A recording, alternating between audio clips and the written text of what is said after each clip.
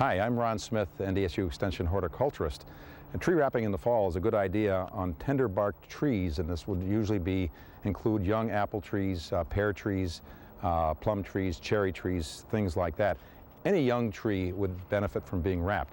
Wrapping does not keep the tree warm. What it does two things. Actually, it protects the tree from sun scald. It also protects the tree from the rodents chewing on the bark, actually girdling the bark and killing the tree. So it's a good idea to wrap the trees. There's several products on the market.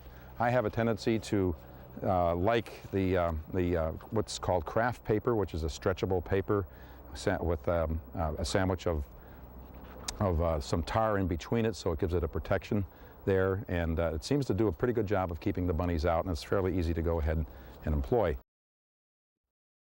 Here's an example of some old sun scald, and you can see that the tree has done a pretty good job of healing itself, and it's gotten a tougher bark over the years, and so it's going to come through this okay, we hope. A couple of years ago, if they had wrapped this tree, we wouldn't have had the sun scald showing up like you see right here.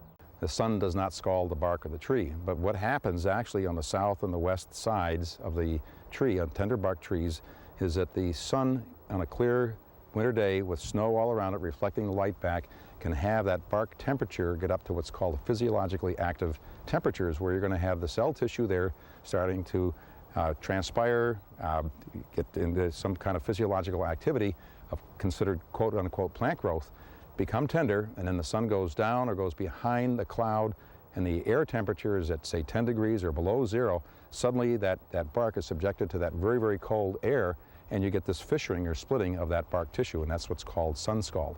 So this wrapping, a protective layer around that tree, will help to control that sun scald from ever developing. And what we want to do is we want to start on the bottom and wrap our way up to the top. You want to get yourself as close to the base of the tree as you possibly can, or reasonably can. Reasonably tight, because it's stretchable material. And make sure you overlap.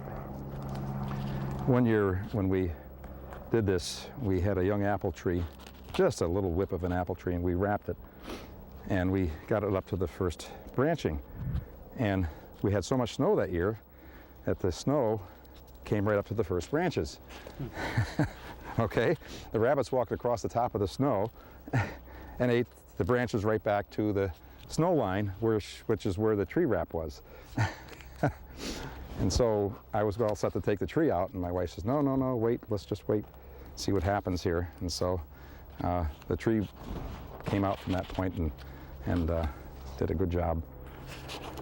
Okay, now we've gone up as far as we need to, and then we can take and cut this and then tape it up here just to help to secure it.